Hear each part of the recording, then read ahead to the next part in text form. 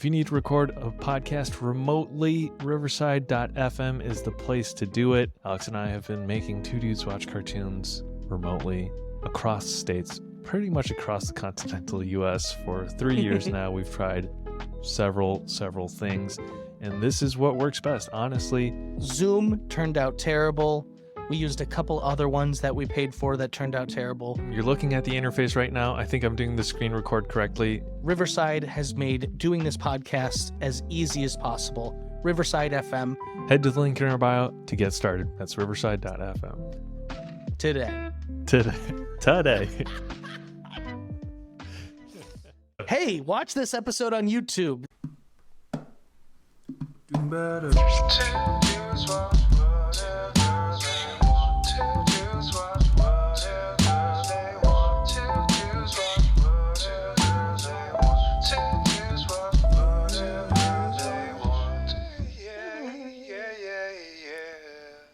Welcome back to Two Dudes Watch Cartoons, the podcast where two dudes, that is us, watch cartoons. This is actually a special bonus episode because today we're not watching something animated. We are talking about a live action series. My name is Evan. My name is Alex, and we are joined by a very special guest, our good friend Tommy D. Tommy is here. And I will be king of the podcast. I will make sure that I will never be dethroned, and I will sail these open wavelengths of the internet seas. Perfect. Great lead-in. You know, It is a bonus episode. We're kind of talking something animated today. We're talking Netflix's live-action One Piece series. Evan takes big... I'm okay with animated adjacent properties. We've done CGI in the past. We've counted. So I mostly wanted to play the theme song variation, but maybe I can still number it as a flagship episode. I don't know. There's no rules. There's no rules. Yeah, there's no rules, baby. Okay. As always, I like to go through like how we got here, what all our experiences is with One Piece as a property. Because at this point, One Piece as a property is covering so much media. There's a manga. There's an anime that has over 1,000 episodes. I know that sounds so large and daunting, but like I want to put in perspective like how large that is. Like the closest other anime I can think of like wraps up at like 550, and that's with a shit ton of filler too. So it's what anime is that? Naruto. Okay, fair enough. And so like that's half of what One Piece has. So One Piece as a whole thing is a Goliath in the media anime world, and now Netflix has a great live anime adaptation. So we'll start with our guest here, Tommy. Walk us through, when did you first hear of One Piece? When did you start? How did this all come about for you? Because now you're wearing a Straw Hat sweatshirt. That's right. Yeah, listen, I knew of One Piece in the same way I knew of Naruto growing up. I thought they were just like a thing people did, but like I was already the superhero nerd. I didn't need to add like more to my plate in like high school. And so like specialize. Yeah. And so I stayed away from it all. I didn't know this live action was a thing. I didn't know any of this was coming out until it dropped on Netflix, and I went, oh, this looks interesting. And I'm like, I've always been interested in One Piece. I put it on. I get obsessed with it. My fiance also starts. Is not an anime person in any means. Like read the Full Metal manga, but then didn't do any other anime, and she loved it too. And now I went deep, boys. Like I'm into One Piece. Like I think I'm in episode 8. Yeah, I'm on episode 800. Starting after watching the live action. It's got me. It's got me hooked. There's goods and bads, at all hours of the day. As I sleep, I just like import it into my brain.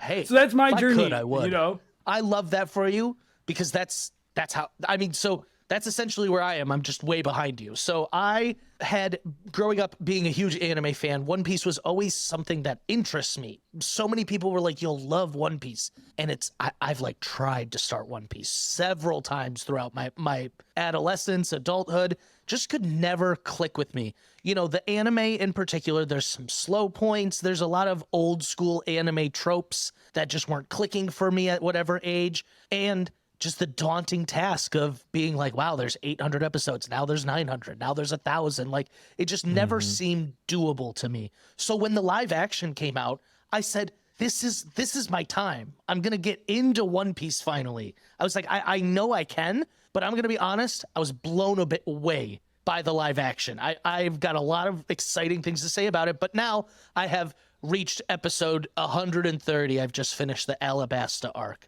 So I feel like I'm well behind Tommy. Yeah, but I'm on the journey and I'm loving it. Yeah, I gotta catch myself. I know too much. That's my biggest thing. Is like I'm always like, Don't spoil what it. happened here?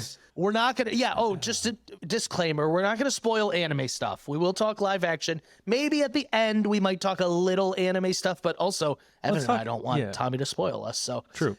we're not gonna be going deep in depth, and we're not gonna be giving like spoilers without any sort of warning. So I am, pardon the pun, in the same boat as you two. I was, familiar with One Piece as a property. I still remember, like, maybe in middle school buying a copy of Shonen Jump. Yeah. I would flip to the Dragon Ball or the Dragon Ball Z. That's what I grew up on, and have never watched the anime. And yeah, so like when the live action was announced, the trailer dropped. There was so much hype around it. I was like, oh, I didn't know people were into this like that. And so it piqued my curiosity a little bit. But I do want to say, it being an anime adaptation, my expectations weren't high. So I don't want to say like, it was maybe a little bit of schadenfreude. I was like, oh, these poor souls. Like they're going to be so let down. Tommy's a little I'm new happy to be the proven wrong. Tommy's a little new to the anime game in general. This has got to be your first live action adaptation of an anime. Am I correct, Tommy? Yeah, and I didn't even touch the Avatar live action movie. So like I really like when it comes to like anything adjacent to that stuff, I knew JoJo. I knew vaguely that some of them were bad and like It flopped. Again, all of them. Yeah, There's a Death Note one that Netflix did. There's the JoJo. They did a Dragon Ball Z movie back in the day. They're all god awful. And so that's the thing this One Piece live action adaptation had to overcome, was just dog shit reputation of live action adaptations. And after watching the One Piece one, and obviously we're all very high on it, we very much liked it, we were very much surprised by how good it actually was, I think I've nailed down the difference as to why these other ones failed, and it is solely because the person who made this One Piece live action loves anime. They're not trying to take this fantasy world and be like, let me bring this to the real world, and like they'll cut out the crazy character designs or the weird hair color or like what I need to make this more realistic and in the real world. No, it's a fantasy world. I want the crazy fucking character designs. I want some of the shit that doesn't make sense all the time. That's part of, like, the person who made this clearly has such a love and joy and respect for One Piece that you just don't see in live action adaptations. Yeah. I have a slightly different theory, but What is yours? I think One Piece is the perfect storm of tone, of camp, of fantasy. Like these elements combined make it translate well, because maybe last year we had Cowboy Bebop, one of the most lauded anime series of all time. It's like a cool, like, it's just like a suave anime, and then you get to the live action Netflix series and it's like, it's campy, it's a little wonky, too campy. Yeah, and like just tonally the transition didn't work. In Death Note, I never watched the live action, but I imagine there's maybe some tonal things. But it all works in this campy, goofy, silly One Piece world. I don't know. It's fantastic. That's part of it. And I think I'm like Goldilocks. I'm in the middle of both of you. I think it's combo. I think the world, Pirates is very manageable. People love Pirates of the Caribbean growing up. Pirates is something you can attach to, and it doesn't feel anime-like. And the world feels very, me and Briz have talked about, like, it feels like D&D. It's that camaraderie there. And then the attachment of the creator, Oda, was so heavily involved in this show, and it shows there's so many Easter eggs. Even if they cut out certain characters, there's references to them in the show all over, and the heart of the show carries through, which is like following your dreams and caring about your friends, unapologetically loving each other and helping each other pursue your dreams. Gosh, It's that old TikTok meme. It was maybe 2020 or 2021. The indomitable human spirit. I don't know if y'all remember that, but before we go further into the series, Tommy, you mentioned the creator real quick of One Piece, Eichiro Oda, and I want to run through some of these stats I'm seeing on the Wikipedia about One Piece, the manga series. In 2015 and 2022, One Piece set the Guinness World Record for most copies published for the same comic book series by a single author. It was the best-selling manga for 11 consecutive years from 2008 to 2018, and is the only manga that had an initial print volumes of above 3 million continuously for more than 10 years. And you just can't argue those numbers. That's, and I think that's one thing is I never was like, oh, I hate One Piece. Like I was like when growing up, for me, it was always just like, I don't know I can get into it at this point. I think I think it's too far gone. And so for me, the live action was such a great intersection. And, before we get into like the real meat and potatoes, I'll start us off with my hot take. Sure. I think the live action is better than the anime. I think the live action streamlines everything that the anime is trying to get across. Whereas sometimes you have those episodes where you're like, no, not a whole lot really progressed this episode. It was a lot of gags, and the anime has a lot of yelling at each other and a lot of this, that, whatever. Like, I genuinely think, like Tommy said, like with his fiance, you can get non-anime lovers into the show. I feel it in my bones. I don't have examples or proof, but this is like just a good TV show. We're three examples. I mean, we're not the tired. But no, I think you're hitting on something that's important. Of like, I think both are great. I think the anime suffers a little bit from the time. The time period was a different time in anime, where now you have like My Hero, where it is a little bit more streamlined. There's not as much filler episodes to catch up with the manga and stuff. I also think the live action benefits from the manga is so far ahead. They can now see things that they weren't doing before. They can focus in. That's just a remnant or a factor or symptom of what the Netflix adaptation is it's an adaptation. And it's meant to boil down sort of the best parts. One of the friends of the pod, Gary, we were talking to him because he is also a little bit further than Alex and I in the anime series, and we're like, have you checked out the live action series? And he was like, it's not for me. Like, I get what it's for. And he brought up this point that like these live action adaptations are meant to be a bridge between a casual or non-anime audience and potentially draw people in to the anime or the manga series. And I think we're sort of like, I understand that perspective because we're sort of living examples of that. Like we were not fans or watching the anime series, and it has pulled us in from the live action series to go check out the source material. And I think, I respect Gary for saying that because he's a big anime watcher. He's got a Crunchyroll subscription. I don't. I think I am sort of that target audience. I generally enjoy anime. I'm familiar with the bigger names in the medium, but like this live action really pulled me in, gave me it like wrapped it up nicely for me to understand why people are crazy about this franchise. So we're comparing the live action anime and the anime. Alex said he prefers the live action. If you had to only go up to Arlong Park where season 1 ends, which version would you take? And I think that's a key comment. That's a key comment to say up to Arlong Park. Okay. I think, man, the anime gets pretty good, guys. But that all being said, I do think the live action up to Arlong Park takes away Arlong Park in the anime. They're very low level. They're very like just getting into it. And so that at times it can feel a little like, what are we doing here? They get Luffy lost just to get him lost so that they can expand it all. And so I think the live action cuts a lot of that down. I think it gets to the heart of who these characters are. I think like a big change we'll talk about is like Sanji's backstory.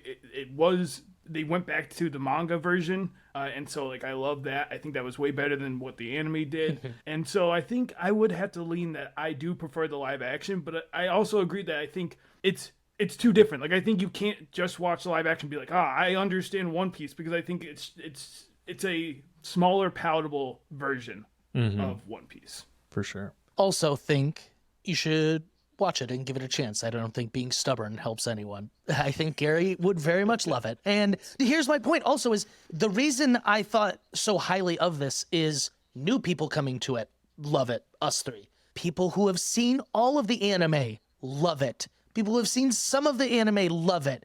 Everyone who gives it a chance loves it. So, moving on. I think that... I've been very peeved about this. Well, it's a show he loves. Why wouldn't he want to check it out? I'm sorry. Okay.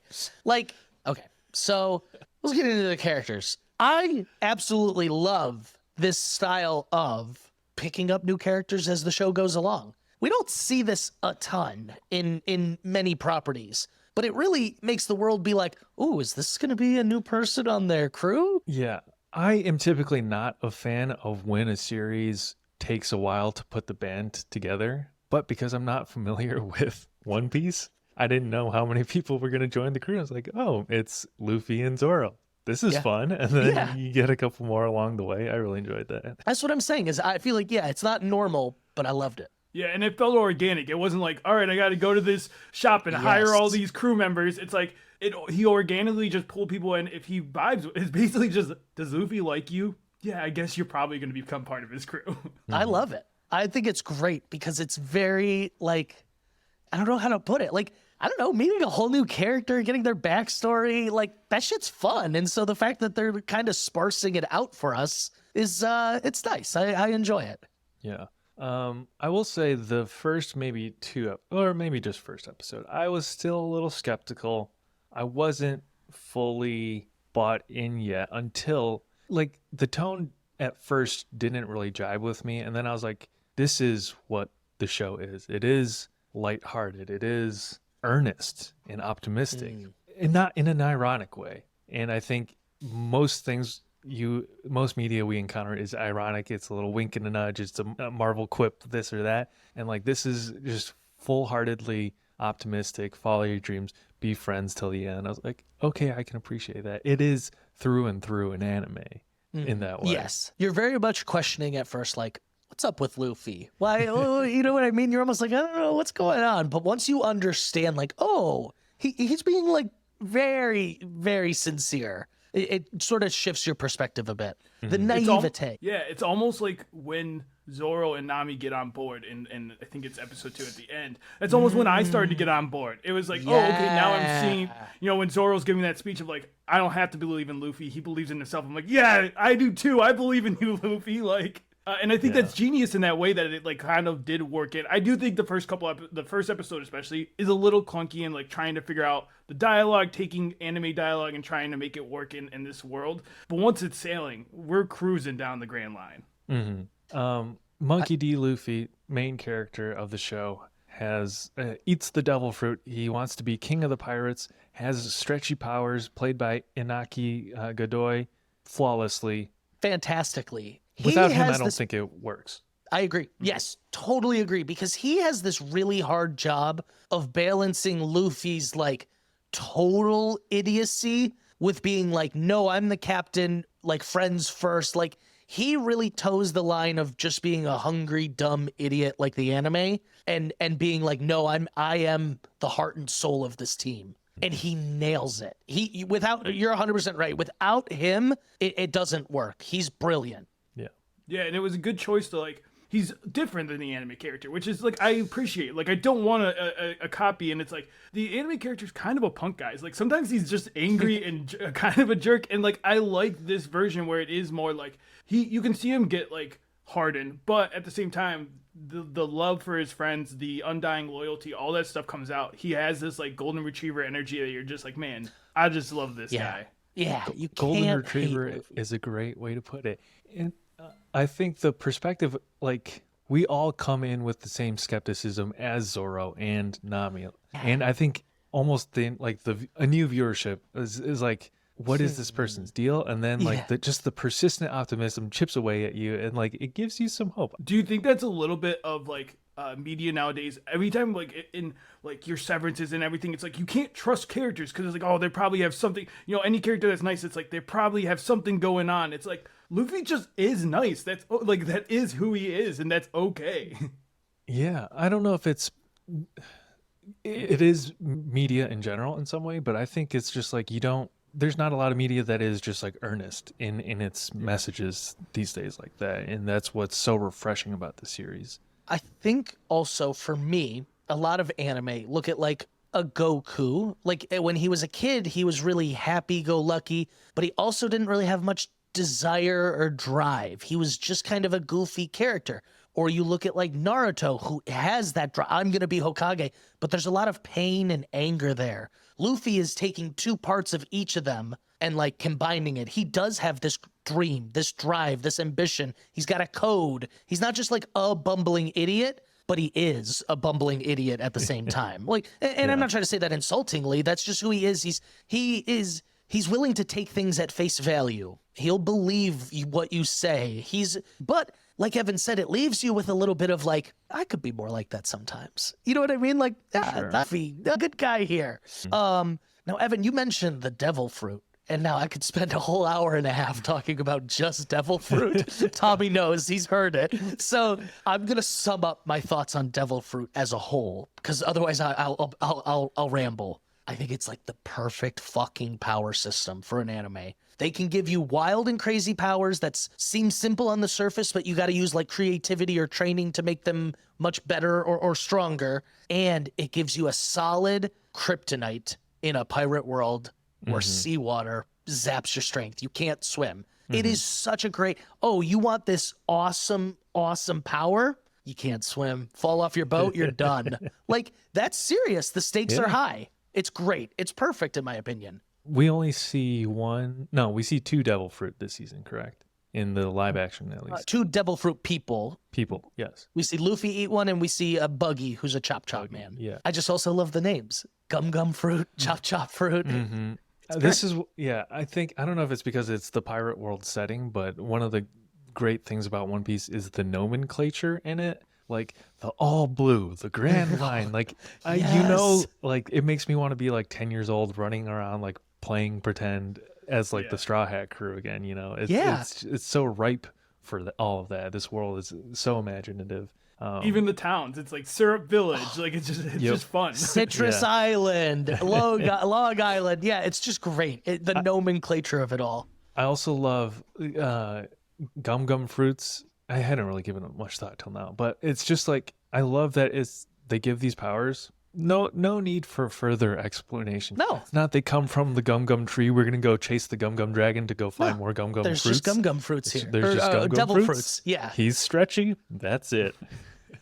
It's great. Oh, you guys want to know something funny? So as an anime lover as a kid, you catch trailers, YouTube videos, whatever. I knew Luffy could stretch, but the way the anime will make Sanji do his like leg twirl, I was like, does everyone on this crew have stretching powers? I like for a number of years thought everyone in the One Piece world had like elasticity powers. So it's just a little embarrassing thing that I thought for, probably like 5-6 years. I don't think I knew about the stretchiness. Like, I'm trying to remember. I vaguely thought like One Piece, I think, was more like JoJo, where it's like this like space. I don't know what I thought One Piece was. I had like such little knowledge of it. I can't stretch that enough. I'm like, I had very little knowledge going into this. So we've talked a little bit about Luffy.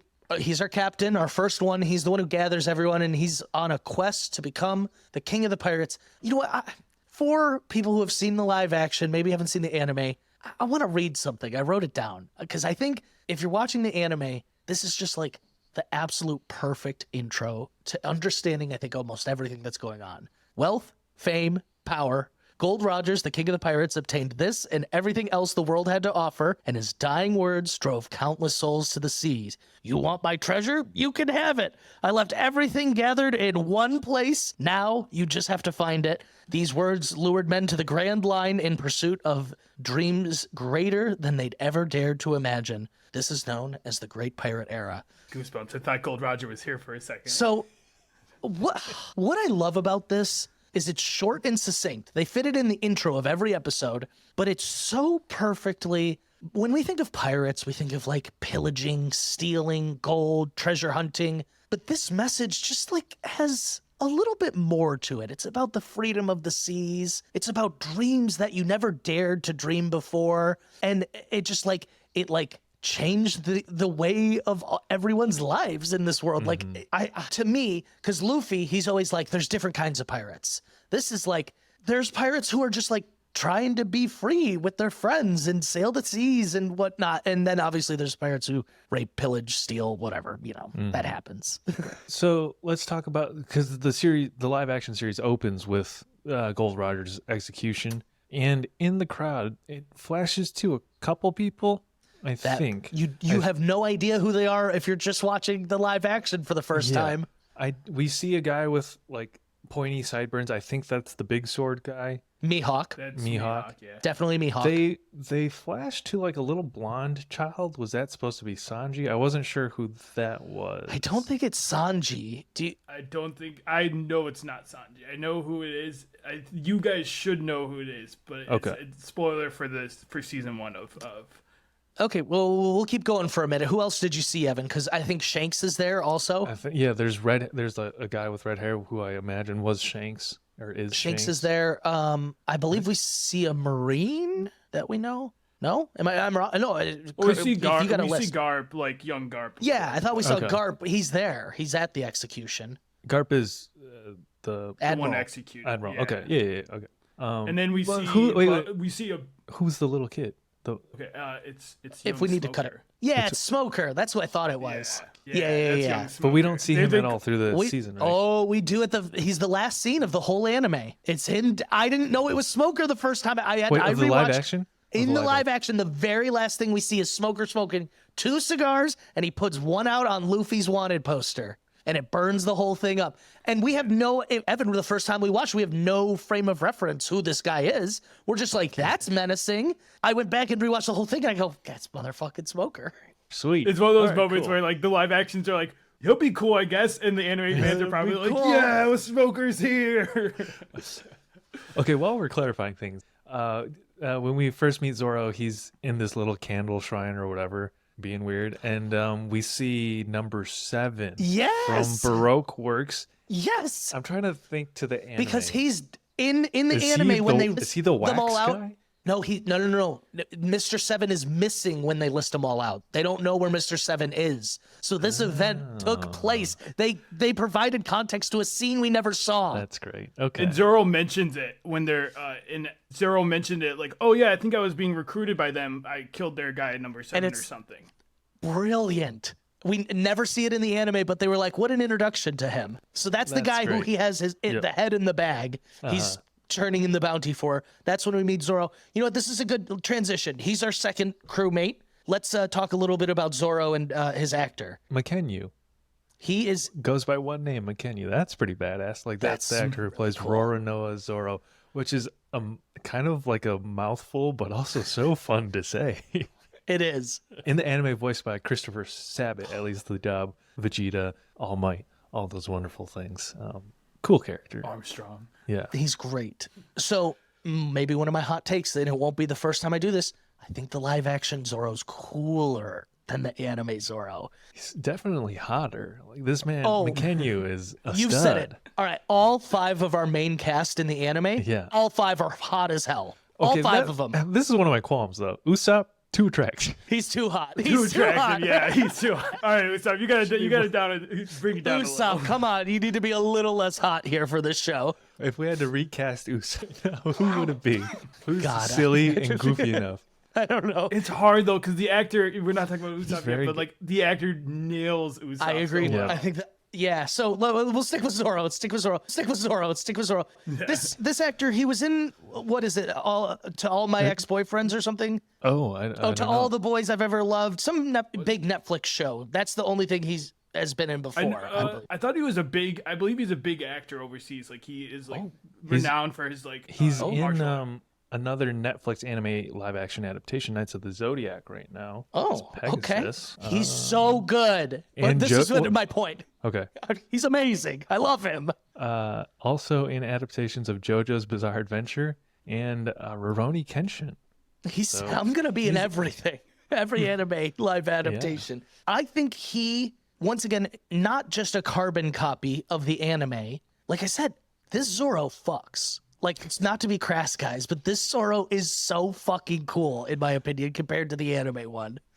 He's cool. He's great to look at. I don't know. He's got 3 swords, and his dream is he wants to be the greatest swordsman in the whole world. Yeah. Where does the 3rd sword go? So the first time he does that, I mean, it looks cool as fuck, but in my mind, I'm thinking, as an actor shooting that, wouldn't you be drooling so much? Like, would your mouth be hurting? Like, your jaw would be sore? He said, because I've seen some of the behind the scenes that they've done, his mouth, I guess, was just cut up. Like, the inside of his mouth was just cut up from the sword. But they did personally mold it to his mouth so that it would be more comfortable for him to hold. But Yeah. So Zoro, great swordsman. His name's also Zoro. That's pretty funny. What's the name of his one sword that he holds in his mouth? The Wachi Ichi. I'm like, Wachi. I love when Luffy goes the one Ichi or whatever. And he's like, what? He's his sword. It's super important. This is the humor Luffy should be bringing more. Like with his cluelessness. He was perfect. He's like the one Ichi or whatever. One of my qualms with One Piece, at least in what I've seen of the anime so far, is they will fight people and lose and then come back and fight them again. And I don't know what the change is. They don't do, it's not like Dragon Ball Z where they do training sequences. It's just like Zoro, or in Alabasta at least, Luffy gets fucked up and then just comes back and is able to beat the guy. And something similar with Arlong. He learned. That's it. He learned that. Well, spoilers for Alabasta. He learns that water is liquid. Will help him. He needs water. He's got to make a crocodile heart. So, but I do agree with that point of like I do think very sometimes formulaic in the anime. Yeah. But I also think that what changed between his first and last fight with Arlong? He wanted it more this time. He learned. Wanted it more. He was angry. No. Also, he wasn't on a boat where they could just throw water on him. All right. You could argue like Nami needed him this time. Before she didn't want him or need him. This time his friend needed his help. I feel like that's One Piece's power up. Like to your point, like there's no training. It's just like, oh, I guess Luffy cares more this time because there's a friendship. Yeah. Well, in the anime, Luffy's care level actually is like a plot trope. If he doesn't care, he's not going to fight for what. Like, not to make a joke about it, but so I think that is once again what the live action really balanced well is like not making Luffy just be like, well, I'm not going to fight right now. Like it was always like, not saying he specifically says that, but if there's food involved, he's going to eat before he fights. Okay. Because I'm comparing it to Dragon Ball Z, which is like my touchstone of anime, and that's the opposite. Anime-wise, though, end is like 6 episodes of them in a gravity chamber or whatever, just fucking sweating, constipated. So yeah, is that what you think happens in the gravity chamber? No, it's when they're charging up. Oh, I see. I thought you were like, man, that gravity chamber. There's no poops going on in there. I know it. When they get out, man, just stay out of that one. Yeah, I think anime-wise, Dragon Ball Z is a good comparison though, just because they both started around the same time. They both like the writers in particular. I feel like there was a lot more pressure to be like, you need a manga dropping every single week, no breaks, and so sometimes. I don't want to say they phone it in, but some chapters are better than others. You know what I mean? Mm-hmm. And I think both Dragon Ball and it suffer from that, where sometimes you get these stretches of episodes where you're like, what's going on? And it's because they're trying to tinker and work it all out in the back end. And there's multiple times in the anime where it's like they basically just expand. They're able to get the arc longer by being like, well, Luffy got carried off by a bird, and so we had to find him for 5 episodes first. But if he just showed up right away, this would have been a battle that ended in like 2 minutes. Yeah. That shit drives me up a wall. When Tommy pointed it out to me, so many of their problems in the anime are just because Luffy is not there at the moment. And even so they go to we'll just keep going, crew member by crew member. Next we meet Nami. You guys watch what you say because I'm in love with Nami. Don't you dare talk bad about her. I think she's great. That actress, I think, plays her perfectly. I also think the introduction to Nami could not be more perfect. In anime a lot in particular, like a Bulma it's very damsel in distress. So it started off with help me, I don't, and she pulls the switcheroo on those pirates. Brilliant. Fucking brilliant. Gets a ship. That's the first thing we see her do. I love it. No notes. 10 out of 10. Yeah. And then we get her in the bar scuffle. That's really fun. That's a great action sequence. A lot of the action sequences in this are fun. And again, comparing this to Cowboy Bebop, where it's like some of the anime angles when they try to like recreate anime fight scenes don't work in shots that show for me. Yeah. Like with the wonky angles and perspective, but like because One Piece, you got a guy who's stretching, like you get all these kind of crazy angles, and it just, I don't know, it works a lot better for me, and it's well choreographed and it's well particularly executed. the material though is what you think maybe translates better. Okay. Yeah. Okay. Nami is also great. Nami's great. In her No, role. and she is, and I think the actress played by does Emily Rudd. Yeah. I think the actress does such a good job, and it shows that she's the biggest anime fan out of this whole cast. She has come on and been like, this was the role. She's like, Nami was a character I watched growing up, and like, this is my like peak role of all time. She's like, I wanted to play Nami, and the fact that I'm getting to is so cool. And it shows in the way she portrays, like, especially like the Arlong scene is so well done, and that's such a hard scene to do because it's so well done in the anime, and they nail it, and she's such a big part of why that worked. She understands Nami. I do like how they like plant the seeds of sort of her arc in the live action a little bit more, so she's less mysterious than, it's not as abrupt of like an about face in the live action than it is in the anime series. You can tell her priorities lie elsewhere in the live action. So she's not and concerned I think with that's the another factor of just condensing the storyline. Yeah. You're saying And they the show her anime it felt more regularly. shocking. Yeah. Or more like bad shock though, not like no Not good build or- up.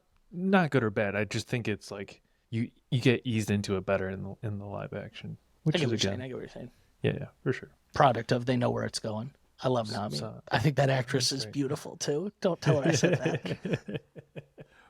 Well, apparently, I'm looking at her filmography on Wikipedia. She's going to be voicing a character in another Netflix animated movie, Leo, and comes out November. I think Adam Sandler's in that. It's about a lizard. or What? something. It's November right now. Do you mean a year Animated from now? musical comedy? No, I think it's out. Written by Adam Sandler. Produced by Adam Sandler. Dude, we send each other news all day long. How has I'm this looking at- escaped my radar?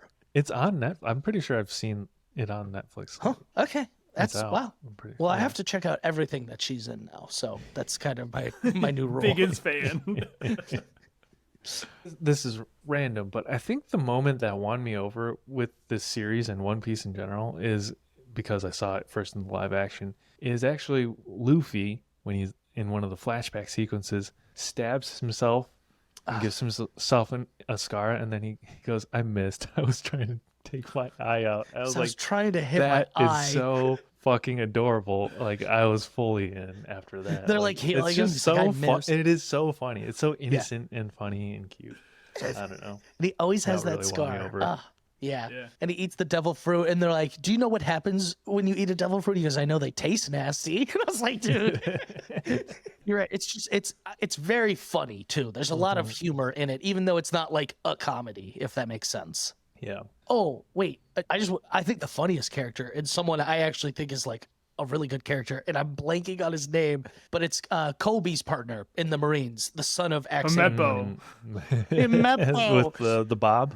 Dude, no notes on him either. Perfect character. I actually think, and this could be a hot take, that guy is a great actor because you hate him. You hate him. But then by the end, you're kind of like, oh, yeah, he's part of the crew. Not the crew, but he's part of the characters. Yeah, and I think Himeppo is an example of like the live action taking something that like isn't really the whole Himeppo Koby Garp thing was more in the background in some cover stuff, but it wasn't really there, and they made Himeppo such a better character. I feel like you go, like you're saying, you start hating him, like he is awful in that first episode. Yeah, and then by the end you're like, I'm kind of rooting for their friendship. Like Koby I and like their Meppo, they're friendship. kind of fun. Yeah. They have a bit of different skill set, but they kind of complement each other. I could see them really working out in the Marines together. Also, we totally skipped over what's great about Luffy too, is he's able to have that friendship with Koby. So unapologetically, so unabashed. Like, no, Kobe's my friend. I don't care that he's a Marine. Like, he's a good guy. Like, that's awesome. No pirate is sitting there being like, yeah, I'm friends with Marines. Like, except Luffy. He's got, so we'll get into the whole Kobe stuff, but I think it's brilliant. And I know it's kind of, I think maybe out of place from the anime. Maybe, like you said, they're expanding on it a bit differently. I think it's really good, and I think it helps the storytelling, and it helps the stakes of it. Really makes it feel, which is they do really well. I feel like after the East Blue, it really makes it feel like everyone is chasing them at all times. Yeah. Yes, the pace is kept up, and like it's also just like it's one of the many emotional things they give me is like their relationship of him being like, be a good pirate, be a good Marine. I'm like, yes, you both be the best versions. Oh, it's so good. They're like, next time we see each other, it'll be enemies. Like I love that level of like sportsmanship almost. Like that's great. It's like a healthier version of Naruto and Sasuke. Yes. Don't get Tommy started on that. He hates Sasuke. But one thing that One Piece I think hits on really well is like it kind of in a way tackles toxic masculinity, especially when you look at like Zoro Luffy's relationship when the big emotional moment with Zoro happens, and like that whole like I don't want to let you down, like I don't want you to be ashamed of me. It's like we don't see emotional men a lot, and like seeing these like having these like emotional talks bro to bro, it like really hits. And like Kobe is another example. There's just all over. There's that being tackled by this anime and live action. Yeah, I think that's a great point. Sort of the celebration of friendship, if you will. And I think that is further proved out with the introduction of the next character is Usopp, and because of his relationship with the girl, I don't remember what his name Kaya. is. Like yes, he's a little bit of a not scoundrel. That's not the right word, but He's a bit of a scoundrel. He's a what's the word? storyteller. Like is that a word? He's a scam. Right? Like he's an embellisher. He's an embellisher, but he like means well, and he's trying to take care of this girl and all that. And then Sanji is the other one, and I like this portrayal as opposed to in the anime where he's just kind of like typical anime horny dude. So, he's like a romantic in the live action one. Whereas, so like I watched the live action first, didn't know Sanjay was a perv at all. Like, you know what I mean? In the anime, I had zero idea. So for me, I was like, oh, Sanji's the best. Like, Sanji's like a great character. I love everything about him. It wasn't even until I watched it after watching the anime again, where I was like, oh, he does show signs of being very women crazy in the live action. But it's so subtle. Like, I didn't think that, like, that was not something I associated with his character. Maybe it was just because he kept complimenting Nami, and I was like, I agree. One of their pieces of marketing that worked really well for me is like they were doing like a cast. They were shooting random segments with each other on like a fake pirate ship set. But the actor, his name is Taz Skylar, like makes whatever the dish is in the like a tuna dish for the cast as the cast, and they're talking about the show. And I was like, oh, that's super impressive. And then I like went to follow him on social media, and the dude is doing like jump high kicks, like kicking two things in the air, and is also apparently like a chef. So he like is Sanji through and through. And I believe he did it for the show. Like it wasn't like he's like, I need to learn how to cook and I need to learn how to do all these kicks because I want to get that invested into this character. So you know who else had that dedication? Jon Favreau in Chef. Like I respect that. Yes. Yeah. I love it. Jeremy Allen White in The Bear. Yes. Oh, Taz Skylar, all the greats. I love the dedication to the craft. I also love just Sanji as a character. Like everyone else, a greatest swordsman. Like he's like, I'm a chef. He's like, I have finer things to worry about. Like, I love that he's still driven, but his goal to me is like the most separate from all of theirs. If that makes like for sure. Oh, but it's great. It shows the uniqueness of each character. Question for the room.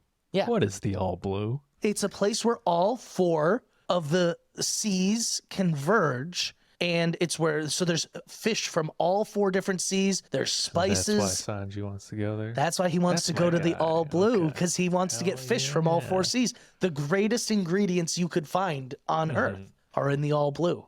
Hell yeah. This, like, I'm telling you, Sanji in the live action, I think, is my favorite. If he didn't have his anime one, like the character as a whole, I could be like, yes, all time. And it's not even to say his anime one's that bad, but like every other line from him is, oh, Nami, my dear. He's a real Brock. I really like his send off with Zeff too, in both the anime and the live action. The flashback. Dude, I cried at their goodbye, actually. But that was where I knew, I was like, this is an all-time show. Yeah. Let's get into that, though. We skipped over Usopp, but this is so important that Usopp will understand. Zeff, so they show up to this. I love this, too. It's just a giant, like, shored, or like... it's a restaurant. It's a restaurant. It's a giant boat that is stationary in the middle of the sea. The Baratie. Baratie? Baratie. Baratie, yeah. Yeah, Baratie. And respect. And Zeff is the head chef. And Sanji is one of the chefs there. And then our first introduction of him is him kicking him out of the kitchen for cooking something off menu. And that's how he meets the crew. But Zeff and Sanji go way back. If someone can tell the backstory, it's going to make me cry. Tommy, lay it on us. Yeah, listen. Zeff was known as Red Boot. He was the Red Boot Pirate because he Great name. Only kicks, which I love too, that both of them, they use kicks because they don't want to damage their hands because they're chefs and those are the most important piece of their tool. So why would they ever use their hands in battle? It's so great. You almost think he's being lazy, but it's so purposeful. Yeah. But yeah, he like took over Sanji's ship, and I love the line, or oregano's for savages. Well, it's great because we see them use it in present day. Like, oregano's for savages, and then he kicks him out. But then that's like, Sanji was willing to die for his dish. Like, he said, you will not put oregano in my dish without my consent. And Zeff respected it. Like, that's so good. So good. Eventually, they get, the ship gets hit. They get shipwrecked on this weird island. Like man. It's a didn't rock. look nuts. Yeah, it's a rock. It was pretty big for a rock. All right. I know, it's a boulder. When does something change from a rock to an island? Where is the depth on that? Yeah, good question. I don't actually know. But yeah, they end up there, and Zeff gives him some food. Takes the bigger bag because he's a bigger man. He needs more food, and they are there for like 70. I think by the end it's 70 days. Yeah, and he sends him to the other side of the rock. It says you keep eye on that side for ships. Yeah. And he gets sunburned. Like, they really went all out in this live action. This kid is sunburned. He's got blisters and scabs all over him. And he's eating this moldy bread, like, bit by bit.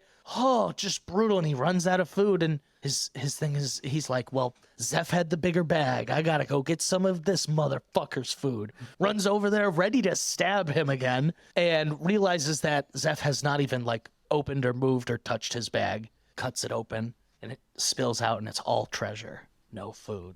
Zeff gave himself 0 of the food and lied to Sanji because he knew he wouldn't understand. And then we get this grotesque scene of he's like, what happened to your leg? He's missing a foot now. And they show the rock that he even used, and like they put like Jello on it. And I was like, oh shit, this is not for children anymore.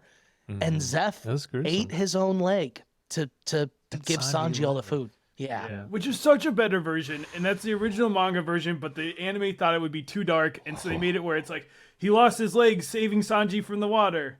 Boom. It's so much better. It's so much better with him eating the leg. Yeah. Because it means something. It was a decision that Zeff made, and he said, you know why I did it? Because I've had my time looking for the all blue, and if I can't do it, you're gonna have to do it. Holy shit! I'm getting goosebumps just recapping it. Like, this is what I'm saying is, like, I was obsessed with Sanji in the live action. His backstory, his motives, the hands in pockets. Like, fuck it. He even made cigarette smoking look cool. Like, I loved everything about it.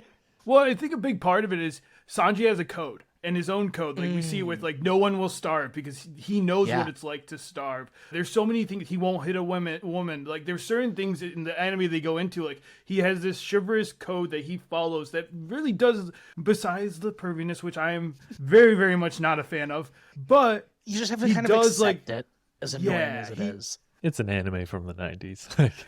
Sorry, go on. It's one of those. I get what you mean. His code separates him. But Same it with also Luffy. is what draws him to Luffy, because Zoro. Luffy has a code. Yeah, they all have a code. They all have like and a dream and something they're following. And it doesn't come up in the live action, but all they do is all they can. You know what I mean? Like just give all you can to the crew, whatever that is. Cooking meals, being the navigator, whatever you can provide to the crew. You do that, and you do it to your best ability. And I just, there's something I love about it. Like you said, there's something, I'm drawn to that sort of message. And like it wins, I think, because we're like Zoro, we're like Nami, we're like Sanji, where they don't get it at first almost. And then Luffy's infectious personality wins it over. It happens to the audience too. And it's a fun process to be a part of. Evan and I are wannabe movie critics. We're also wannabe chefs. We're all doing more cooking at home now. If you want to elevate your home cooking, you need nice tools to do it. Louis Kitchenware will get you there. They have beautiful stainless steel pans, non-stick bakeware, knives, all the stuff you need. Safe, high-quality materials, constructed to last, made in the United States, founded in Detroit. Moving into my condo, we got hand-me-downs. So this new Louis Kitchenware has been great, and we love the discount. We want to share that with our listeners. You can use code 2DUDES, that's TWO dudes, at louiskitchenware.com, and that'll give you 10% off anything on the site. Check out our link in bio. Two dudes watch cartoons. So the one we glossed over a little bit was, and you know, this actor, Jacob Romero Gibson, does a great job. I personally think Usopp should have been a little uglier and had a bigger nose like in the anime. But, you know, in classic Netflix series, he's also hot. So they made this Usopp not as annoying as the anime one. Not as annoying as Krillin's voice. I know. I hear it every time. Usopp, though, like you said, he's well-intentioned, but he lies a lot. He exaggerates, makes up stories to make himself sound the great Captain Usopp. You know what I mean? And so it entertains this sick, rich, dying girl. And so he comes around and tells her these crazy stories that she can't go out and see the world on her own. So it's fun living through Usopp's stories. And I think by the end of it, we learned she doesn't fully believe his stories. She's just kind of appreciates the company. And appreciates the company and his effort to make her feel better. Yeah, I will say we meet Usopp episode 2, I think, and 2 or 3. This episode where they're in the mansion when they're fighting the 2 henchmen. When Zoro's fighting the 2 henchmen towards the end of the episode, I was a little bit like, "What are we doing here, guys?" This is a little bit of like two like theater kid running around with like play pretend swords for me. But I didn't have that feeling during any action sequence. I actually thought all of the action sequences were really good.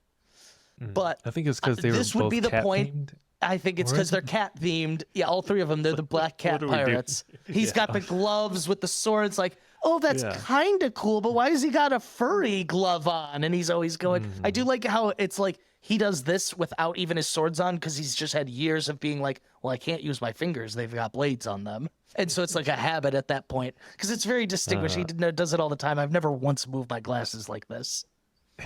But yeah, Usopp's an interesting character, and like I think the live action he's a little bit more car salesman, which works better than like I feel like he feels like a brat, like he just feels like a I'm better kind of in the anime a little bit at the beginning. And speaking of the secret scene or the promotions, if you watch their first auditions, like all of them knew like were the characters, and his is like he's in this actor is in the slate of the auditions, and he's already being Usopp. He's like, I'm the best actor in Hollywood, baby. Like he's like already schmoozing it up, and it's like that's Usopp. But I will say, pay attention to his lies. Are they lies? What What a tease. I'm just assuming, yeah. Okay. He's always talking about killing. Well, he exaggerates. He's very much an exaggerator. He's like, I took them all down single-handedly. And he was like, I had a little help, I guess. Yeah, I don't dislike Usopp, I feel like, as much as some people do. Cough, cough, Tommy.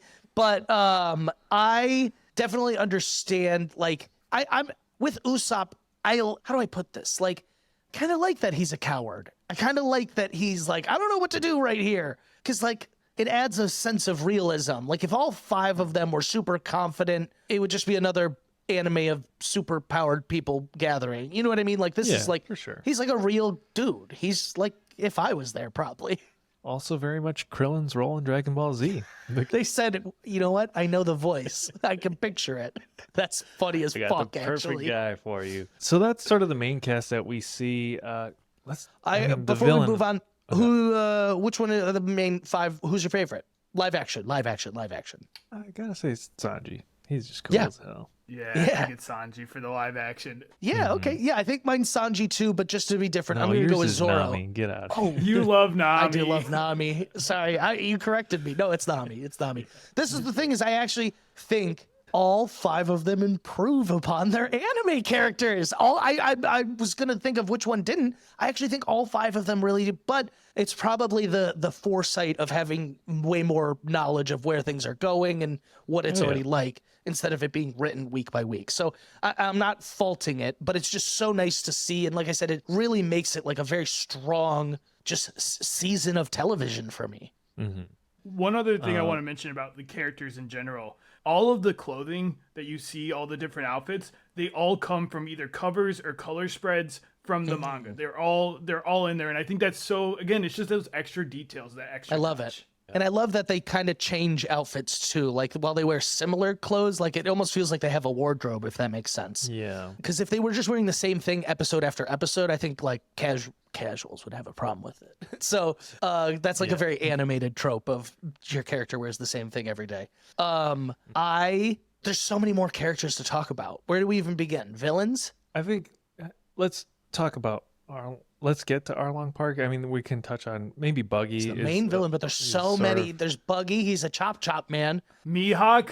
I don't hunt rabbits with a cannon. Okay. Oh, Maybe we do that order. Mihawk, or no, sorry. Buggy, Mihawk, and then Arlong, since he sort of ends the season. All right, let's do it. So Buggy, don't say anything bad.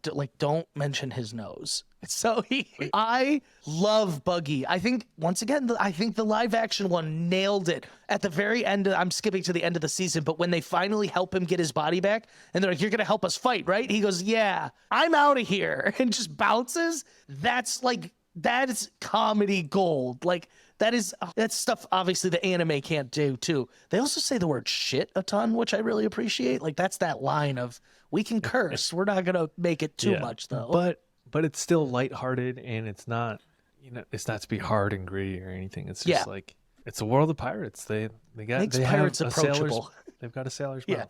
Buggy, I will applaud him in that in a show with so much camp and is so exaggerated. He has to then be that much more. So he does a good job of it. yeah, I think it was an interesting character to have to play. It's definitely different. I like both of them because one of the things I love about the anime version is Buggy succeeds by failing. He fails upwards, and it's such a funny trope, and it's such a funny very thing to Team do. Rocket. Yeah, In the anime, this he's one like is more stumbling menacing. along. Yes. Oh, you know what? That's the main difference. I don't know how I didn't think of it. This one was scary. Buggy, he seemed almost a little more Joker-esque with his clown. Like, I'm a little deranged and making everyone. I said that's a laugh, and everyone in the audience he's a little more menacing than the anime one, who's like a lot of jokes. You know who he reminds me of? Like I said, villain. Do you remember Olaf from Lemony Snicket's Unfortunate Events, where it's like he's terrifying because he's so unhinged and kind of a little goofy, and that makes him even more terrifying. I wasn't even going to bring this up just because it's so out of place, but the Netflix series of Unfortunate Events that they did, this whole property reminds me so much of that, where they really embraced sort of the wackiness, the kookiness, and brought it to screen on life. And they didn't CGI the stuff they needed to. They were like, no, we're going all out with this. And I'm a huge fan of not the movies, but the Netflix series of Unfortunate Events. And so many times when I was rewatching this, I was like, this reminds me of that. He is just like Olaf in that he's campy, but also scary. Yeah. Oh, great that comparison. Was played by, Thank you, Olaf Tom. was played by Neil Patrick Neil Patrick Harris. Yeah. NPR. The dog. You know who was great in that series? Patrick Warburton. Dude, he was, oh my God, I could do six That's a great podcasts series. about that. That's so good. Get our buddy How do we Dylan get Dunn him on here. into the We'll next have a whole- season of One Piece? Who could he Yeah, how do play? we get him? He needs to narrate. That's all he could do. It was so great. Yeah. If you haven't seen that, go watch that too. Okay, I realized once we do the villains, there is another kind of character crew we got to talk about, but maybe Buggy's a good transition point. Actually, There's this also is a perfect Garp midway transition and point. Koby. We need to talk about Shanks. Buggy and And Shanks have a Shanks. backstory in the anime, but should we dig into Shanks a little bit? Let's talk about Shanks. Shanks is, is he the catalyst? Luffy's Is he the idol. first We see domino? him- Yeah, we see him in all the flashback sequences with Luffy as a child. He gives Luffy the titular straw hat of the Straw Hat crew. It's his most prized possession. We end the season with a tease of Mihawk Shanks. bringing Luffy's wanted poster to Shanks, who we maybe assumed was dead or missing at this point. I don't know. I don't. He I guess just left. he's been out. It's a classic pirating. anime trope of like, oh, this cool character, you're gonna have to wait to see him later. And so I really liked that because they're both pirates, Mihawk and him. And Mihawk just happened to know where he was. I do love how Mihawk just kind of gets places so fast. It was fun. Mihawk's menacing. Is he next? Oh my gosh, he's one of the warlords of the sea. We're gonna give him his respect. Tommy said his most badass quote. He's got this ginormous sword on his back that he uses in these huge fights. But when Roronoa Zoro challenges him to a duel to prove who's the best sword fighter in the world, he's got a tiny little cross that he takes out, and it is the tiniest toothpick of a sword. And he's like, come on, get serious. He goes, I don't hunt rabbits with a cannon. And I paused. I'm not going to lie. I was shook when he said that. And Mihawk, to me, is a great example of not shying away from the anime design. He's got the weird yellow eyes and the funny facial hair and the ginormous, ridiculous sword that he one-hands that like no one really could. Like, he's a great example of like, yes, just do what the anime did and we're going to love it, because that fight where it's 3 swords versus the one tiny one was my favorite fight in the whole season. Yeah. Well, and he even sounds like the anime guy. Like him and Zeff are the two that I'm like, you basically just feel like you came out of the anime. Like you You had to Zeff's facial check. You're like, are you the? Yeah, Zeff's facial Yeah. hair too was so good. How long? I want to do you see think that both of you takes? try to grow out the Zeff grow out. mustache, the braided. I need the giant Start chef hat braiding too, it. though. Yeah. Oh, so good. But that's what I'm saying. Just embrace the design. Yeah. Let's do a little bit of season 2 prediction. We can come back and do some more. But Tommy, is there anything you can tease? What do you think we'll see from Shanks and Mihawk in the next season? Can you make any predictions? I think they're gonna be, to me, what they were used for, specifically Mihawk here, is used to like almost check the crew's power level. Like it's like before this, Zoro is the best swordsman. Like that's what we know, and to be able to be like, you guys are good, but you're not it yet. Yeah. And so I think I could see them come back in as like check-ins, kind of being like, where's your power levels? Are you guys starting to get up to like Mihawk and potentially Shanks? And so it's like, I think that's where I can see with them. I don't think They feel like, to me, they both feel like goals for our characters. Zoro needs to beat Mihawk to be the best, and Luffy's got to give Shanks his hat back when he's king of the pirates. Yeah. I think season 2 is going to have a lot going on. If anything, to be honest, I don't think, knowing a little bit, I feel like we might go away from them for a couple seasons, come back and check in and focus on there's so much more of this. It'd be a lot of meat to be like, okay, let's bring them in too. Yeah. Yeah. For sure. Okay. What about you? You have a prediction for him? I don't, because I've been like half watching the series through I knew it. Alabasta. I knew it. I put it on when I'm up with the kid in the morning, so it's on mute. Just like, occasionally read subtitles. Don't worry. Honestly, you probably don't miss much. It's probably like 4 episodes of You're still getting the goods. Yeah, no, I think season 2 has some stuff it already probably will have to condense greatly or / just get rid of. Sure. But like I said, I think they're like goalposts. Like, Yeah. you know, we might get a check-in with 1 or 2 of them, but not anything crazy like Tommy's saying. Yeah. 'Cause this is like a spoiler, I guess, for the anime, but the live action said it. Let's talk about Garp. We can't forget about Garp. Yeah, he's Luffy's grandfather, which is, spoiler, I guess, is the But is the it big reveal. hasn't come up in the anime yet. So Alex and I are both just finished Alabasta. How far off are we from pretty the far Garp off. reveal? There's probably like 2 or 3 arcs before Arcs can last that forever. reveal. Arcs can be Yeah, long. no, too. it's a while. Okay, what killed it? I mean, not killed it. What killed my spirit and my current motivation is I finished one desert arc. I don't know that it's considered Alabasta. And then there's a new narrative going, and I was like, they're still in the desert. Still in the desert? It was before Yeah. they got into Alabasta. It's like, oh my god.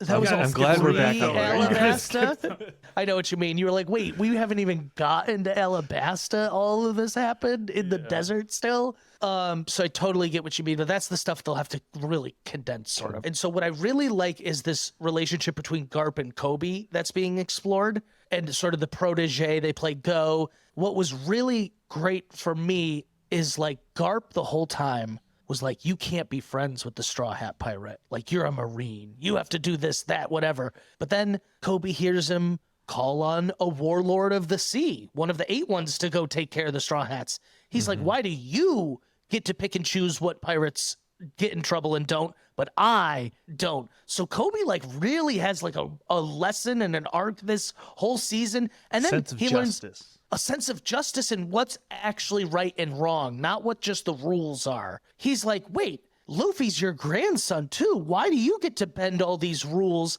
And Garp is like, it's because. And he was like, do you know why? He's like, if I were to they keep trying to promote me, but I'd have to go to headquarters, lose my freedom, he's a pirate at heart too. It's so good, and it's so small. I didn't pick up on it until the second time of watching, but Koby has learned so much over this season about the moral grays of the Marines and sort of what's actually right and wrong. He's like, no, Luffy is a pirate, but he didn't hurt anyone.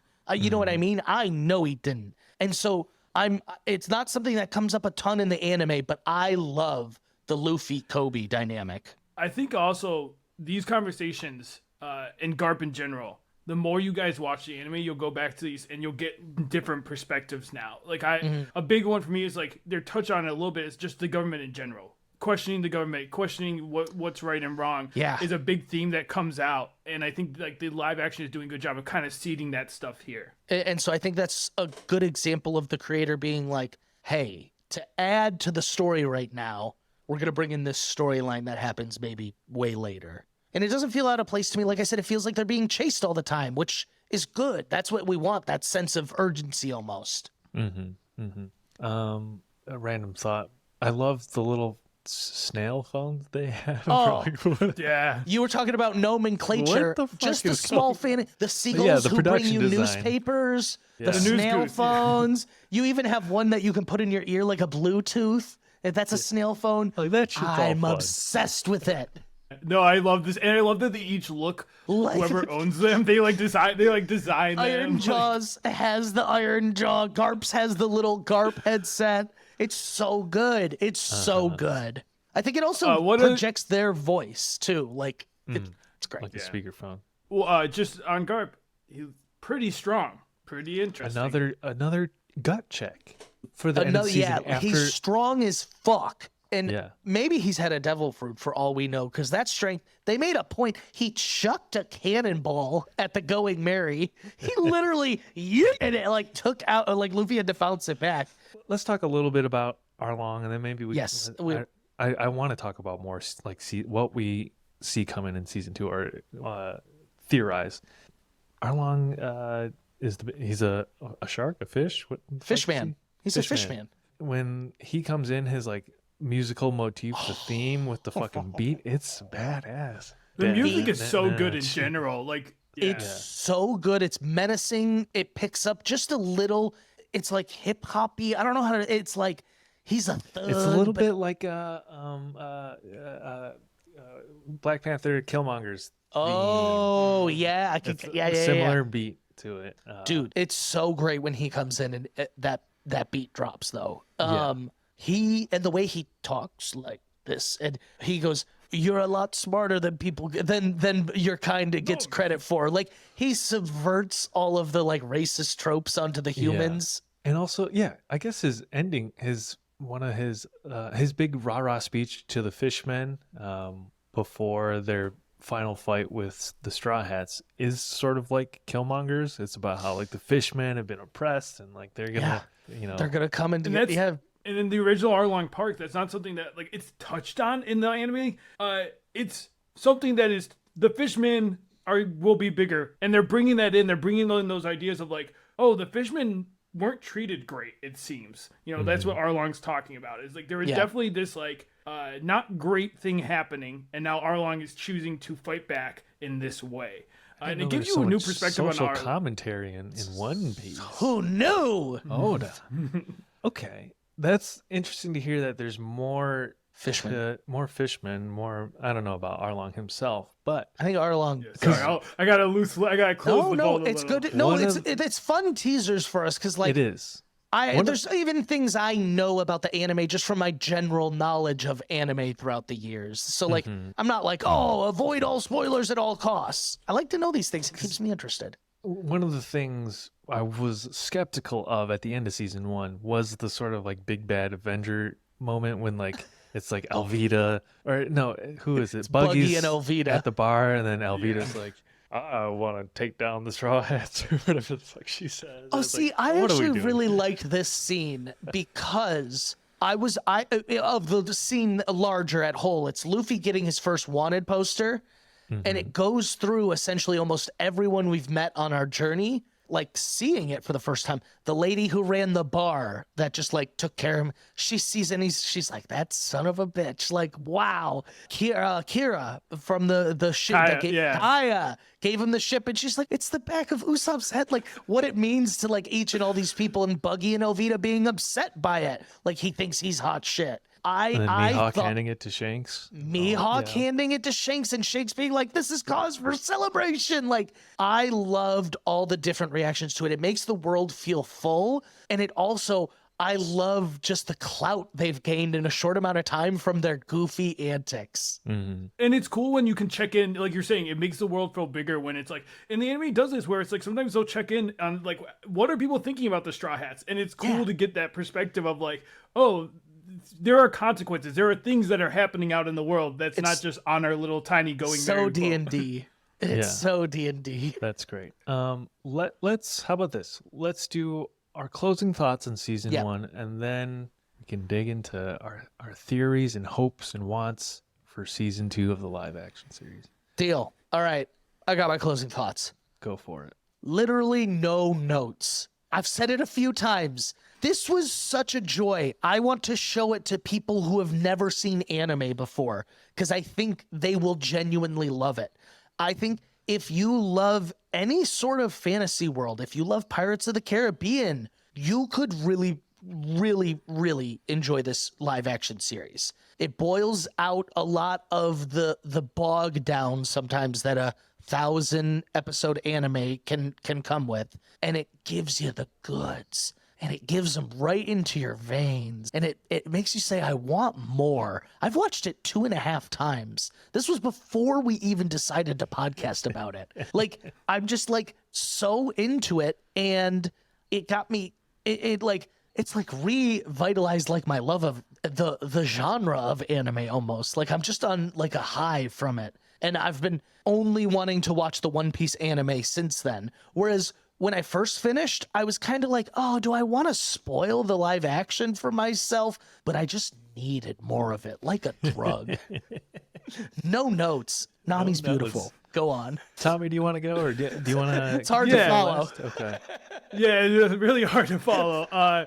The One Piece live action is like a great steak. They cut off just like Garp steaks, they cut off the fat. They left the pieces that make it palatable for anyone to dig into this show. And if you want more, if you want those juicy details, they're there. It's in the anime. You can still go get them. And to me, the things they boost, they really boost and are better. There's not a lot of places where I'm like, oh, this is better in the anime. Like we've been saying, like Baratie, very different. We didn't talk about that stupid villain that takes up way too much time in the anime. I don't need him. I'm glad he got killed by Mihawk. Like, I don't need him. And so for me, I think this is such a good season. I really hope they keep this kind of vibe, keeping focused on always making sure the theme is shining through, making sure the feeling of One Piece is what is first and foremost, and giving us little nuggets. And what I appreciate too is even though they cut the fat, they still put it in, like we didn't get the dog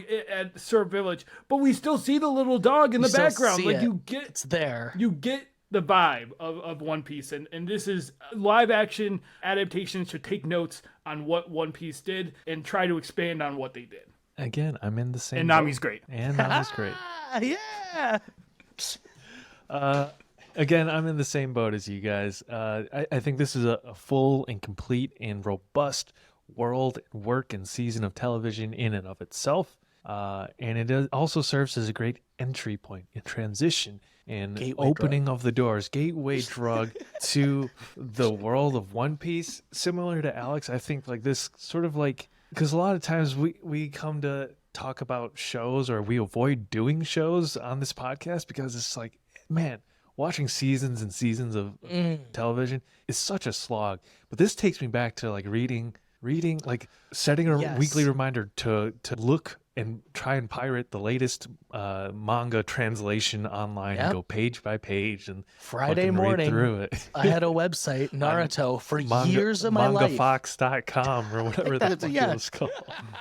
But don't know what that's like, boys. Nami's I have it all right there. I could binge it all. Never. Yeah. Nami's great. Luffy's great. Sanji's great. Zoro's great. Usopp's great. A little too handsome for the role, but it's all good stuff. And I think it is also a great entry point in that, like, I think although you might be at odds with Gary, Alex, it's a great bridge. You know, it is to people who have not seen a lot of anime or watched a lot of anime.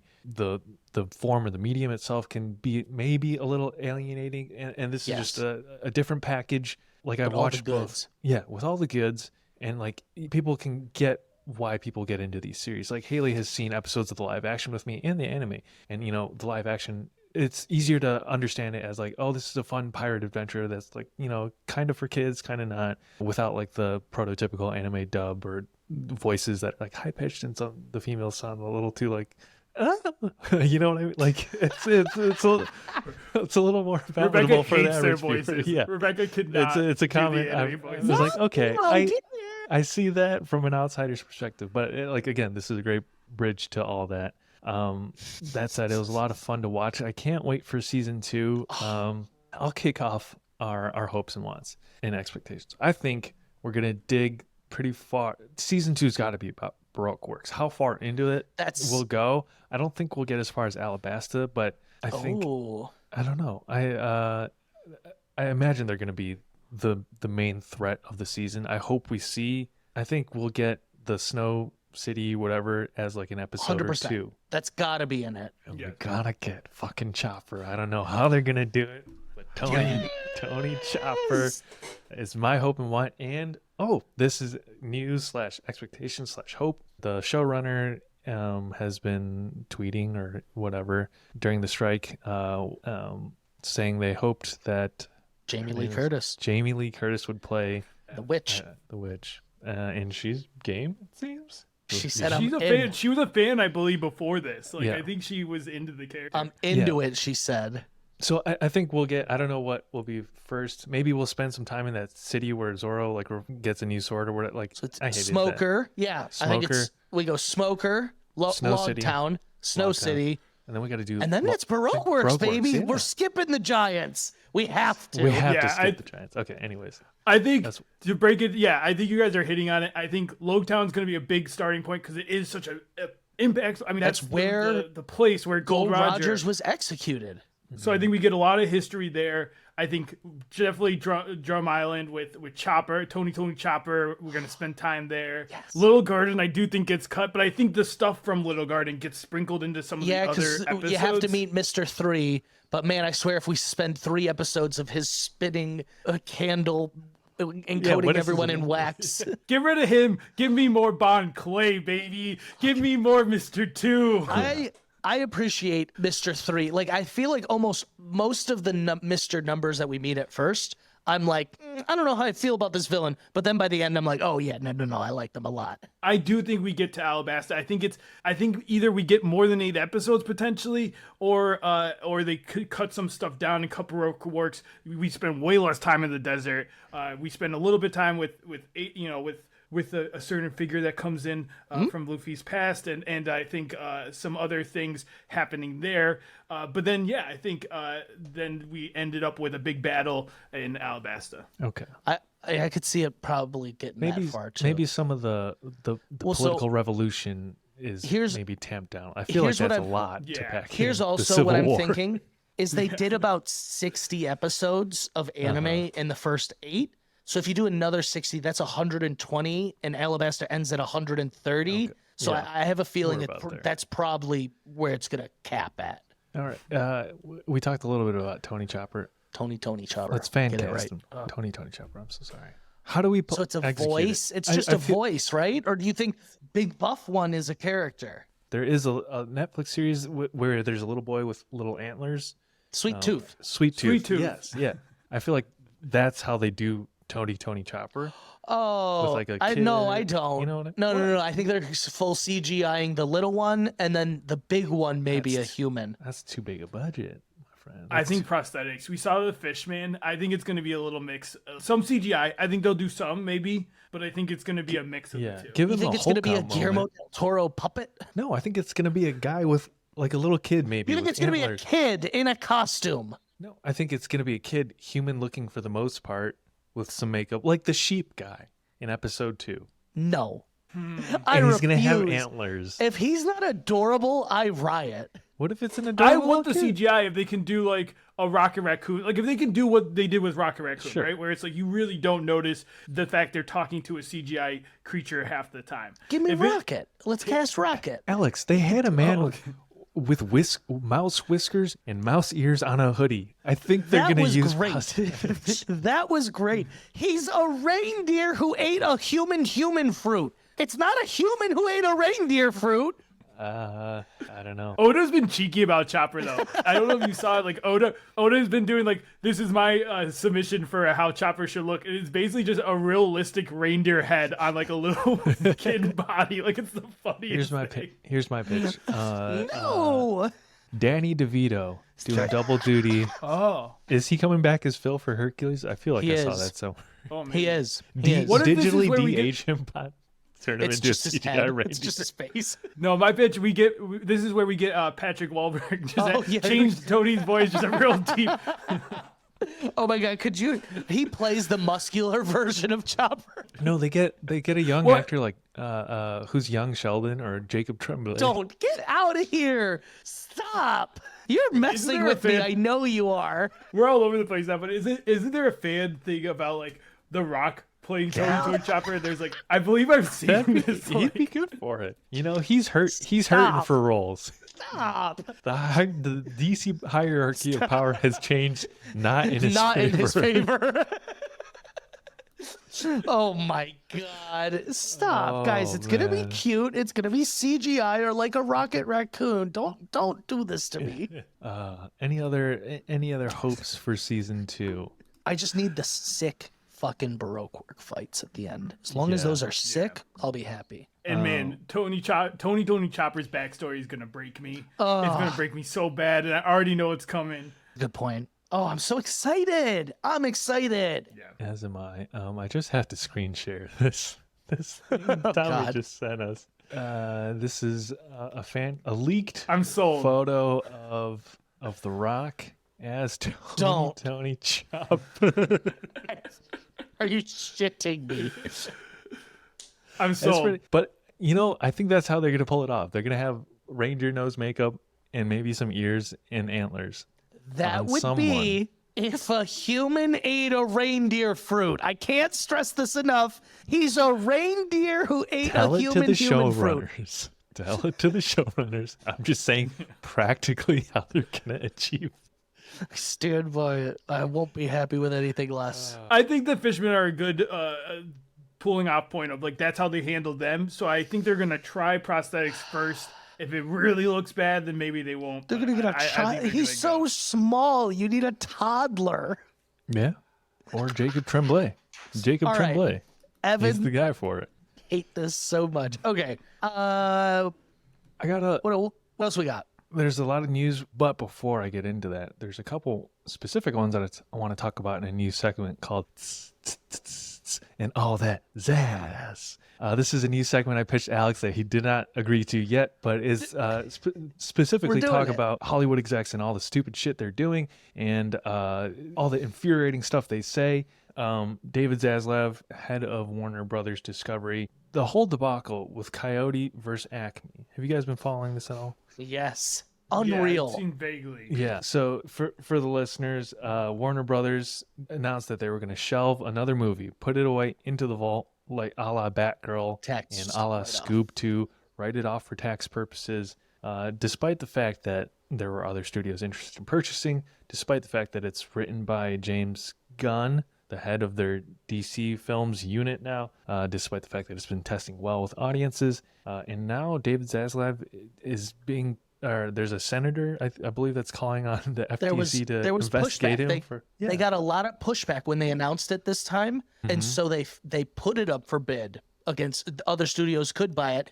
and like 5 studios were like, yeah, we'll buy this from you. So like it wasn't. It's just showing their lack of understanding of an audience almost. Like they didn't think they'd get any sort of negative feedback off of writing off another movie. Just horrible after it's done. I there's a bit of me that understands like canceling a movie early in production or like, but to cancel it after it's done is just like insane.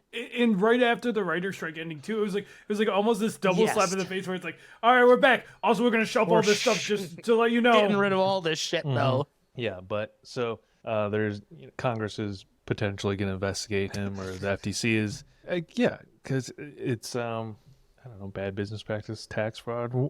Pick your I think it's something choosing. with the tax issues more than anything. How should they get a write-off for this almost? Yeah. So that's all I got for all that zazz today. So we can talk That's about. good.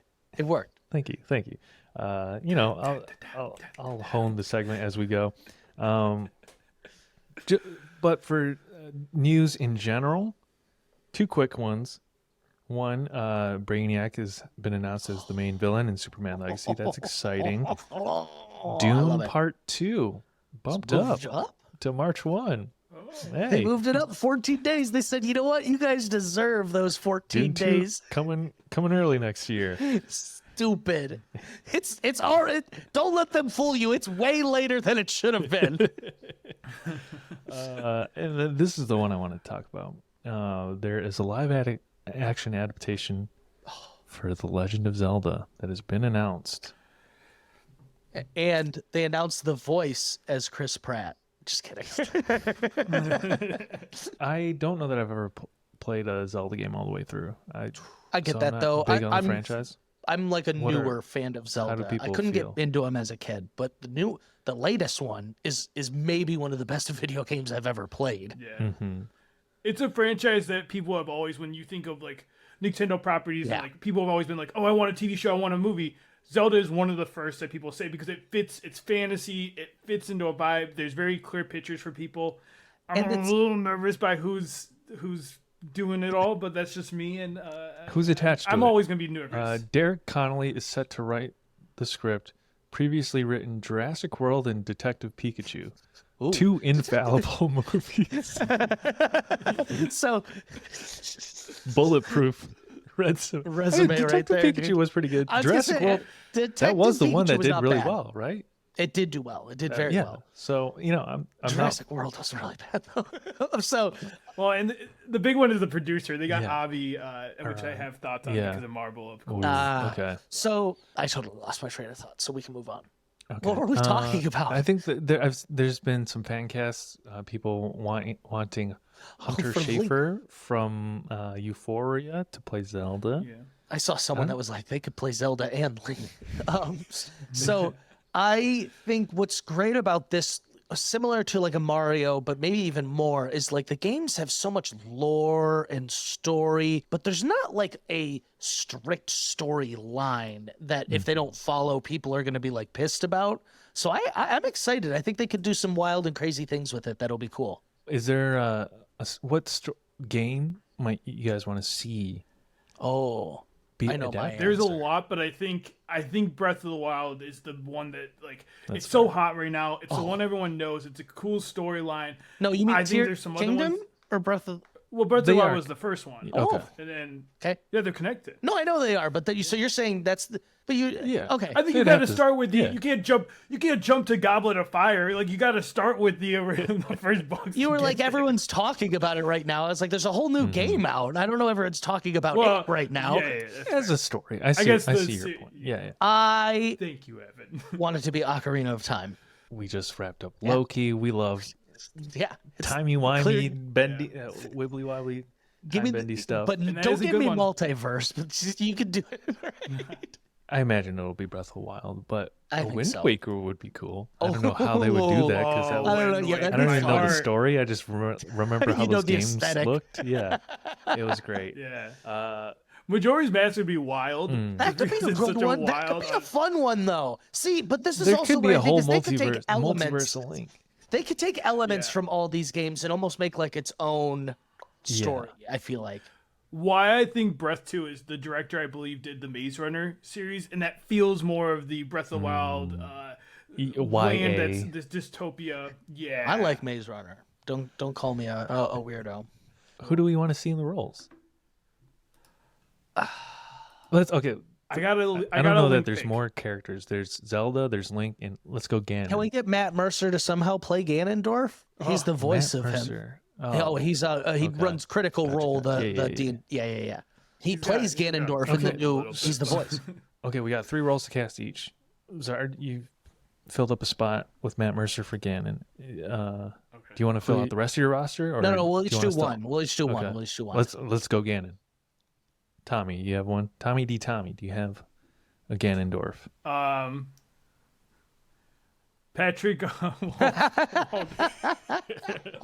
It's good. Link. That's a nice sword you got there. I think I would go. I feel like I always fan cast this guy and things, but he's on a hot streak. Adam Driver, I think, would be perfect for the role. Have my you seen God, his body in? I literally said, "Is he gonna say Adam Driver?" And I was like, "No, that can't be who." You've Wait, seen he's his gotta bulk torso in up. Star Wars, yeah. You do. I feel good fan with cast him that. a ton. I think that one actually fits a lot better than whatever else. He's gonna bulk up, but that's fine. He was pretty you know, beefy in Star Wars. he's- He was a little lean, but you know, Okay. he could I'm put it trying on. to think who would do Link well. I'm having a tough time though. What about a Zelda? Let's. I'll throw one out Yeah, there. hit me. Thomas Brody Sangster. I believe he was in Game of Thrones. Maybe a little older, but Who did he play in Game of Thrones? I'm trying to Oh, okay. He's also the voice of Ferb and Phineas and Ferb. Okay. Wait, I think I know who you're talking about. Maze Runner. He was in Maze Runner. Actually. I was about to say he was in Maze Runner. He could be a little older, but you know how Hollywood does these things. So I don't even know how old Link. Well, he's probably like thousands of years old technically, but I just you know what? I'm not good with young actors too much. I know All right, more old I'll ones. go. I've got a serious one, and then I've got a less serious one. And Let's a hear it. serious. Okay, if it were a Wind Waker, I'd go with Jacob Tremblay. Stop! I hate you. What if it's a Breath of the Wild? I'd go Barry Keoghan. I don't know how to say his last name. Oh yeah. from yeah. Banshees of Inisherin, and Yeah, and more he recently plays Saltburn. He plays the Joker. The Joker in and the Batman. He's in Eternals. He's good. He's a great Yeah, actor. He's on the come up. He's a hot streak too. Or Yeah, Jacob give it to Elordi. him. He's probably too tall. He's too tall. He's, He's way, way too too tall. He could be a hot Ganon. They go a totally different route. Whoa, kind of agree with this, Ganon. Okay. Okay. All right. Let's say Hunter Schafer's off the table for Zelda. We need to bring an alternative. Oh, and then I got another fan cast we need to do. Oh my God, why are we? We never do this around here, Tommy. I'm just so sorry for all the homework. I don't know. Who are you casting? The Zendaya. I called it. That's the winner. All right. I feel like I would. All Again, right. I'm going older, but like Anna Taylor-Joy, and I think I'm going mostly on looks for these. But Okay. Well, looks are important. That's a good pick, though. That's a good pick. That is a great. Could you imagine playing Princess Peach and Princess Zelda? Like that's all the princesses. it's crazy, actually. Alex, you'll like this one. Emily Rudd. Oh yeah, no, great that's- pick. Oh my should be good. God, I'm so mad I didn't think of it.